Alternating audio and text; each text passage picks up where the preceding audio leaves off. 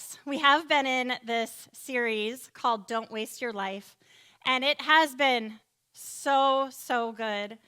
And I say that, but I also feel like it's also wrecked me in some other ways. I don't know about you, but I've felt a very deep stirring and an angst to not waste my life and to live more on the way that God is calling me specifically, and for God is calling all of us to live collectively. I don't know, I've been talking to my family, to my husband at coffee in the morning about this series. It sprung up some good conversations, and I've really brought it to the Lord and really asked him, Father, where are the areas that I'm wasting my life? What are the blind spots that I don't even see that I'm wasting my life? And we've had some good conversations. The Father's so kind, and he does bring a little bit of holy conviction where I need to be realigned. And so our Father doesn't speak to us ever with shame or guilt. So if you're hearing shame or guilt, that is from the enemy, and that is not from our loving Father. That's right. But he will not let us go out of alignment. When we're seeking him, he's going to bring us back. His arms are wide open for us, and he wants so much of us, and he wants all of us. And so he's going to course correct us. And so don't be afraid. Like, I've had to step into some really hard conversations in the last 6 weeks with the Lord where he's been carefully and kindly correcting me. If this is your first Sunday, you're like, oh, great, okay, I've got to do some catch up. I think all of us need a little bit of a reminder of where we've been. So we're going to do a quick recap of the weeks and where we've been. The first week, Pastor Joel brought a teaching on that there's more than one way to waste your life. You can spend it on things that don't matter, or you can just not spend it at all. But we're called to invest it. In week 2, Pastor Joel said that we all tend as humans to drift by default. We don't actually drift into significance. It takes some muscle to move into significance. And God's inviting us to dream with him. I heard somebody this week, it was really cool. She said, I stopped dreaming for a really long time. It's been years since I allowed the Lord to dream, or even just as a human dream. I just have just been like on this path and moving forward. And she said, through this series, though, I started remembering this dream that I had that I thought was completely gone. But what I realized is I buried it alive. And the Lord has been bubbling it back up to the surface. And it's back on the forefront of my mind and the tip of my tongue. And she started to take the next step that the Lord has been inviting her into. So I want to just encourage you, go to the Lord and start dreaming. He wants to co-create with you. In week 3, Pastor Joel said that we don't waste our lives. This one rocked me. We don't waste our lives all at once. We waste our lives one day at a time. One day at a time, and that is the truth. Significance is built the very same way. In week 4, Katie brought the word and intentionally sharing Jesus. If you remember, she had those big 5-gallon buckets up here, and she talked about how we share Jesus where we work, where we play, to the ones that we love, and to even some of the people that are challenging in our lives. How do we look different, and how do we share Jesus with those people? Week 5, trusting God in the unknown. We know that we find ourselves into the unknown. We know that we get into seasons of the wilderness. And sometimes it's by God's invitation. It's where he wants to get our attention. And sometimes it's just by our own life circumstances. But we know is that we never leave, and God is never not with us in his presence. And last week, Pastor Caleb really brought the fire. I sent a text to our team, and I said, well, Pastor Caleb wasn't playing today, was he? He wasn't messing around. He, really spoke into running with purpose, staying disciplined, and living for that eternal prize. So There's our recap so far. If you, this is one of the series. I have a few that I bookmark and I save. This is one you're going to want to save or go back to, or maybe re-listen or listen for the first time. You can find those on our social media channels, on YouTube, and at our website as well. So really want to invite you to head back there. Okay, so as we're wrapping up this series of Don't Waste Your Life, we truly have two options. You can come in here on Sunday, like we are right now. You can hear all this good stuff and be like, yeah, that's good, and take your notes and be all in, and then you literally start Monday back in your own will. You have the information, but you just start letting the day control you. You're letting the world form you. You start walking in your own reliance. Or we can hear information like here today. We can look at this as like a refueling system, like get into the gas station, get filled up, and then we're going to go out. And you can go to the Lord and say, Lord, I know this information. I know what I know now. Please start beginning to transform inside of me what your will is. I want your transformation, Lord. Don't just take this information and the word that we've had in this series and just let it stay the series here at Journey Church.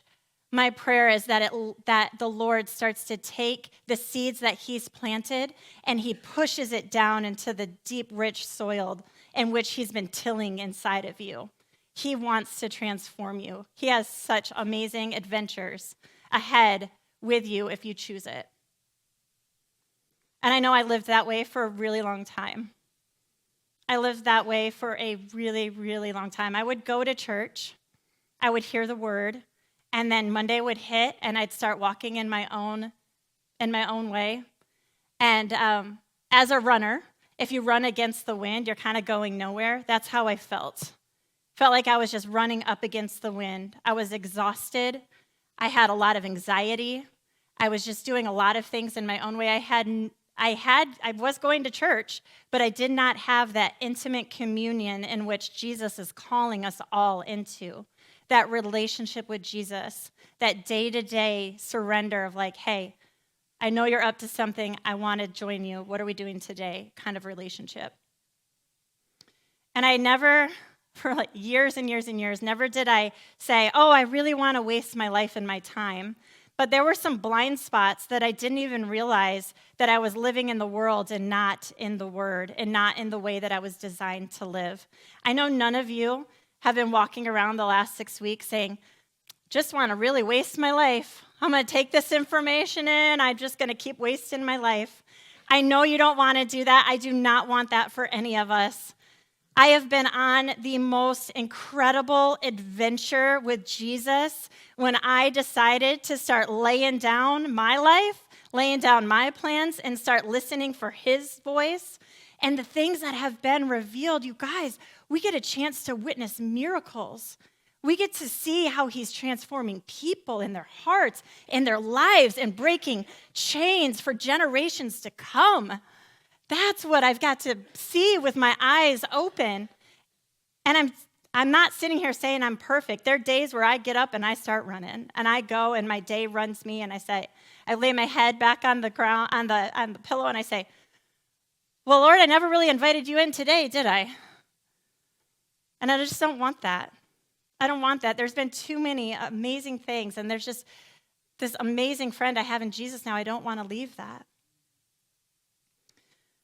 So we have two measuring systems. How do we know if we're even measuring this correctly? Here's some of the ways that we can start to look at our perspectives in the wrong area. So we know that the world's measuring system is external. The way that we measure our success is through our finances, through our status. Maybe it's through your job title. Maybe it's the shoes you're wearing. Maybe it's your outfit you have. Maybe it's the house you live in, the neighborhood you're in. Maybe it's the car you drive. When we look at those external things, we're saying, oh, they're doing good. But you know what the lie is in that? Is that that's always changing. The new status is always leveling up when the world is measuring it. It's always changing, it's always moving, and it's never enough. But in God's measuring system, it's internal. It's our integrity. It's our heart. It's the fruits of the Spirit. It's how we're loving people well. It's through our repentance. It's how we're following and becoming more like Jesus.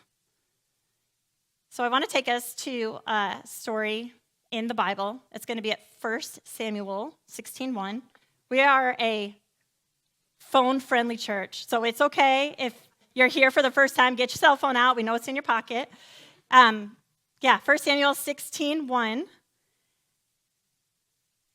If you have a Bible, that's awesome too. Grab that. I'm using my phone today. Okay, are we there? Not yet. That's my husband. He'll get there, guys. Give him another second. 1 Samuel 16:1. All right, we're going.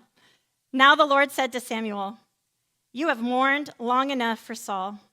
I have rejected him as king of Israel. So fill your flask with olive oil and go to Bethlehem. Find a man named Jesse who lives there, for I have selected one of his sons to be my king." But Samuel asked, "How can I do that? If Saul hears about it, he will kill me." "Take a heifer with you," the Lord replied, "and say that you have come to make a sacrifice for the Lord. Invite Jesse to the sacrifice, and I will show you which of his sons to anoint for me." So Samuel did as the Lord instructed. When he arrived at Bethlehem, the elders of the town came trembling to meet him.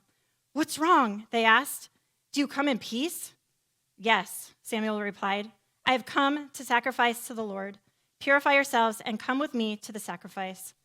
Then Samuel performed the purification rite for Jesse and his sons and invited them to the sacrifice too. And when they arrived, Samuel took one look at Eliab and thought, "Surely this is the Lord's anointed." But the Lord said to Samuel, "Don't judge by his appearance or his height, for I have rejected him. The Lord doesn't see things the way that you see them. People judge by outward appearance, but the Lord looks at the heart." Yeah. Whew. The world and God's word is at constant tug of war within us.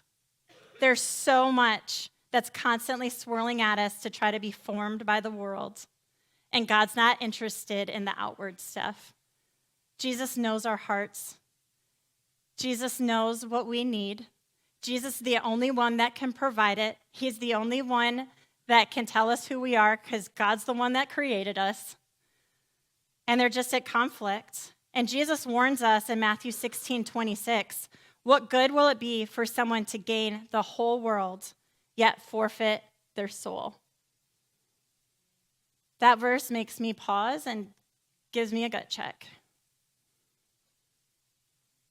And I don't want that for any of us. So again, right now, I'm going to silence the enemy in the name of Jesus. Any shame or guilt that might bubble up, it's not from the Lord.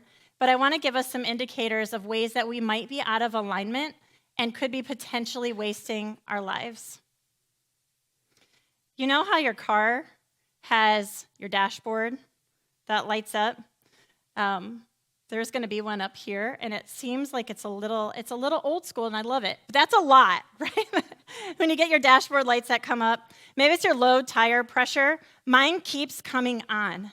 I think it's because this fluctuating weather, the cold and the hot, it keeps going on, and I honestly keep ignoring it. Maybe it's your low oil. I know, Chad, I know. It's like at 30. It's at 30, 31. Maybe it's your low oil. Maybe it's your check engine light. That's a big one. And we know eventually if we're ignoring it, something is going to break. Those are the things that you just can't ignore. That's also with our spirituality and our relationship with Jesus. God is giving us warning signs. He's been giving them to us for these last 6 weeks. That feeling, that stirring, that gut check, that all of that we've been talking about, that's God saying, "Hey, I want your attention. I want to talk to you about this." And I just wonder if some of you have been feeling a few of these. Maybe you're too busy to rest. You're just going, going, going. You're too busy to rest. When you do finally sit and rest, you can't even sit still. Your mind's still swirling, it's still going.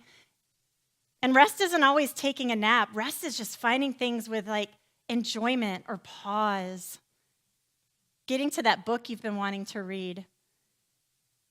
Maybe it's the Bible you haven't even opened in a while because you're just too busy. Your morning's too busy, your day's too busy. And part of that is you have literally no time. You're living with no extra time. When you look at your calendar and you see that everything is completely filled up, there's absolutely no time you're going to be able to squeeze into getting any more quiet time with the Lord or any at all, or time to be in a small group, or time to be part of community. There's just no time. Your priorities have flip-flopped. Maybe you're losing your childlike faith. Maybe your wonder and your trust and your expectancy of the good that's going to come. Maybe it's that dreaming series that you're like, I can't even dream anymore. My imagination's gone. And maybe it's been turned into cynicism or just straight up self-reliance. You're just doing it your way and you're getting it done. Maybe you're living in chronic comparison. This is so easy to do as a human. You're scrolling and it's getting worse. You're looking around and people look like they've got it a lot better than you do. Maybe you're comparing other people's spiritual gifts to yours. You weren't given those gifts. Those gifts, the gifts that were given are for you to go and give to others, but not all of us were given the same spiritual gifts, and that's cool. That's okay. Where are you living in comparison? And not in your calling that God has given you. God has given you a direct purpose and a unique identity. How are you barricading that by living in comparison? Maybe, now hear me out, maybe you're in the I'm good posture. Maybe everything is really good, and that's great. Maybe you are coming on Sunday, and it's great, and you're serving, and you have the information, you know the information. Maybe your family's good. Everybody has surrendered their life to Jesus, and we're good. We're good. But you're not allowing the Lord to transform you. You're stuck in the I'm good. You're stuck and you're missing out in the adventure. I'll say this really quick. John Mark Comer talks about the wheels of your salvation. You get to salvation, you surrender your life to Jesus. And that feels really good. I'm going to heaven. I'm going to be with my Father. And that's where you stay. You don't want to stay there because you're missing out. Unforgiveness. Are you living in unforgiveness? Are you carrying around anger? Is it showing to those people and your family around you? Are you living in bitterness? Have you been carrying something for over a year or maybe years? There's a saying that says, are you drinking the poison hoping somebody else will die?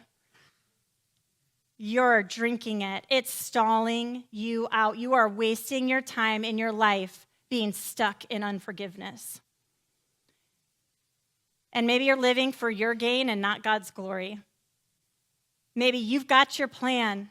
I'm doing this, these are my goals, this is my plan, and you're just charging ahead. And you hear the Lord's voice say, no, no, no, I want you to go this way. And you're like, nope, I'm going this way. Maybe you're living in that. I know that's a lot, you guys. And these are things that I'm stirring with too. I'm not sitting up here perfect. And I know you hear a list like that, you listen to a series like that for the last 6 weeks, and none of us are saying, I want to waste my life. And I know that sometimes we can get in lists, but I want to actually give you an example of a person who lived this series out. Okay, I had to write this down. I'm going to get through it. This is my friend Erin. She and I worked at Make-A-Wish together, and we had so much fun. We granted a lot of wishes together, and we planned many of our big events across the state of Michigan. Erin was one of those people that had infectious joy. Do you know anybody that's just so saturated with joy? That was Erin. She would literally light up a room when she walked in, and her light would just continue to follow her. And in all the years that I worked alongside Erin, I never once heard her, not once, gossip about another person. If there was a misunderstanding, she would quickly resolve it. And all the nights and weekends and hours that we would spend planning and executing events, I never saw her once act out in anger. Not once.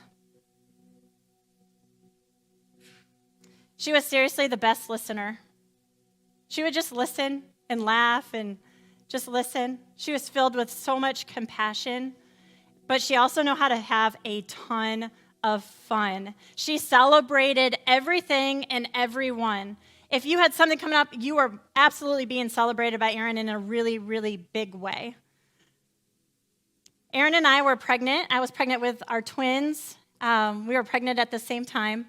And after we had our kids, about a year later, Erin got diagnosed with a very rare form of breast cancer, one that she had to go down to Houston to get treatment for. She had now 3 little kids at home, and she and her husband would travel back and forth to Houston for treatment, and she had this wild, amazing support system that would take care of her. Her neighborhood all made T-shirts and would meet her in her front yard the day that they knew that she was leaving for Houston to go get a treatment. They were there in the front yard.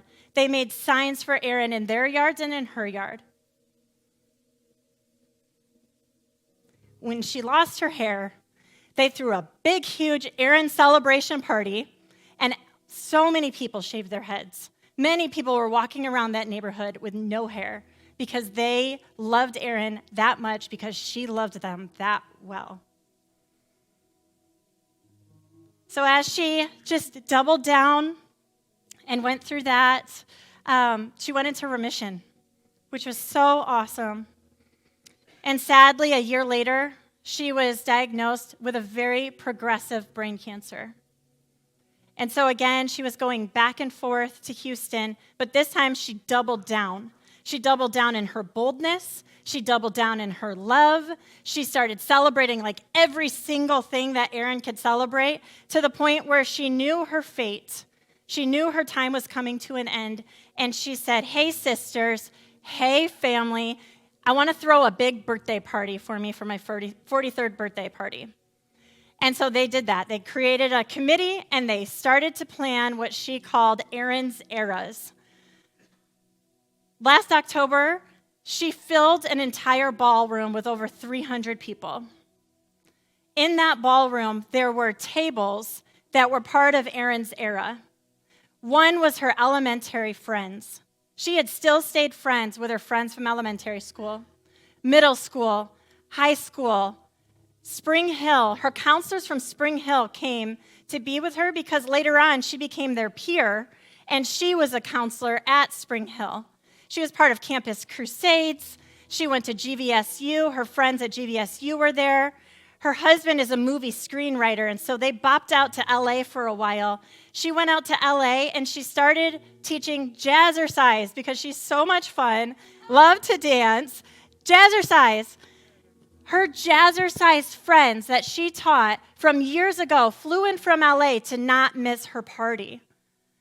She then went on to work at Make-A-Wish America, where she worked with many different chapters throughout the country. Those people were there. And then she and I had the chance to work together at Make-A-Wish Michigan. We were there. The room was filled with people that individually would come up and share their favorite memories about Erin. They would share about how much fun she was, the Bible studies they were a part of, how she just loved so deeply when many people didn't love them in certain stages of their life. Even one friend said, "I'm pretty convinced that Erin might be an angel that's just been walking alongside us and showing us how to live." And when it was Erin's turn to get up and talk about her life, she shared her memories, but she also seized the moment. She said, "Listen, my whole life I have had Jesus as my friend, as my Savior since I was young. He's been with me. And through my first diagnosis and this diagnosis, he has never left me. And she said, you guys, I don't want you to go another day without Jesus is yours, but also your life fully surrendered to him. He's the only way you're going to live a full life is if he's right by your side, right where he wants you to be.